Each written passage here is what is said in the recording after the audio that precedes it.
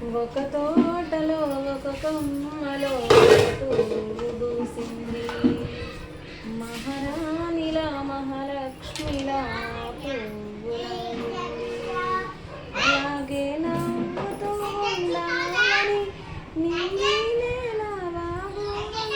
చెట్టు చేమాగు గూడు ఆశీర్వదించాలి. రంగులకు ఉన్న కన్నేరగని పువ్వు, సుందరమైన పువ్వు, అది సుగుణాలున్న పువ్వు. ఏ గుడిలో అడుగు పెట్టు